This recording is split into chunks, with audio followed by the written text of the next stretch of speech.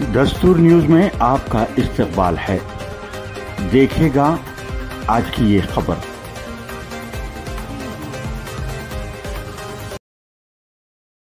हर मसले का हल किया जाएगा, हर कॉलोनी की तरक्की के लिए मुकम्मल ताउन फराहम करेंगे।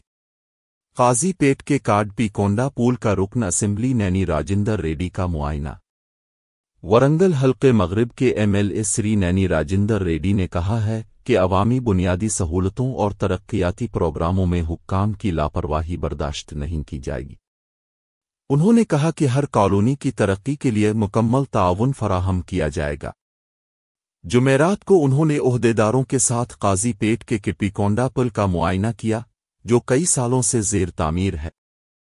MLA ने पुल की मरम्मत के लिए फौरी तौर पर जरूरी मंसूबे तैयार करने की हिदायत दी। उन्होंने ठेकेदारों की जानिब से मंजूर शुदा कामों में लापरवाही पर बिरहमी का इजहार किया और कहा कि काजी पेट के तमाम इलाकों पर खुसूसी तवज्जो दी जाएगी।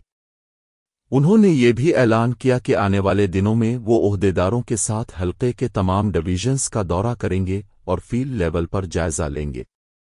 इस मौके पर कारपोरेटर्स सैयद विजय सिरी, साबिक कारपोरेटर्स एडवोकेट अबू बकर सुनचौ अशोक, गिनती कुमारा सवामी, ब्लॉक कांग्रेस सदर उनकोश, डिवीजन सदर इसगिर, लीडर सरियल लॉरेंस, मानासा मधु, पासोनूरी मनोहर, ईपा श्रीकांत, पालिटगोला अंजनीलू, पौगोला संतोष, बोरा बाबू राव, बिलाल, विजय, सरीनू, दोवा राजू, RDO रमेश राटेवल, MRO बेव सिंह, R&BE सरेश और दीगर कारकुनों ने शिरकत की। కడుపుకొండ బ్రిడ్జ్ కొంచెం పాతదైపోయి కొద్దిగా దానికి ఇబ్బందులు ఉండటం వలన అదొకటి. అదేవిధంగా 63వ డివిజన్లో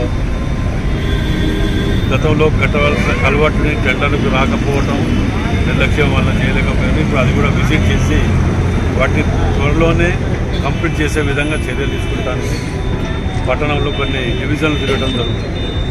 ప్రజాపాలనలో భాగంగా ప్రతి డివిజన్ ప్రతి గల్లీలో తిరుగుతూ ఆ సమస్యల మీద గతంలో ఉన్న సమస్యలు అక్కడికక్కడ పరిష్కారం చేసుకుంటూ వాటికి శాంక్షన్స్ కూడా ఇచ్చుకుంటూ మరి ఇంకా 2-3 రోజులలో ప్రతి డివిజన్కు స్టార్ట్ చేస్తుంది. ఎక్కడెక్కడున్న సమస్యలన్నిటికీ తక్షణం అక్కడనే అధికార యంత్రాంగాన్ని ఎంబడి పెట్టుకొని ఆ సమస్యలకు అలాట్మెంట్ కానివ్వండి, పరిష్కారానికి మార్గం వెతుకుంటూ వెళ్ళటం ఒకటి. అదేవిధంగా సాయంత్రం ఈవినింగ్ సమయంలో అదే డివిజన్లలో కార్యకర్తలతో సమావేశం, పార్టీ నిర్మాణం మీద పోవాలనే ఆలోచనతో ప్రారంభించడం జరిగింది.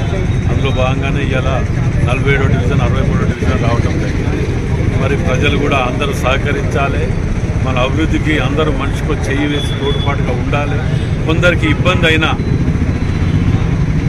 5 గురించి 95 మందిని ఇబ్బంది పెట్టలేము కాబట్టి 5-10 మంది అయినా సహకరించడానికి ప్రయత్నం చేయాలని చెప్పి విజ్ఞప్తి చేస్తున్నా. వారికి నష్టం జరిగినా వారికి ఆల్టర్నేట్గా ఏదైనా ఏర్పాటు చేసే ప్రయత్నంలో మేము ఉన్నాం కాబట్టి సహకరించాలని విజ్ఞప్తి చేస్తున్నాం.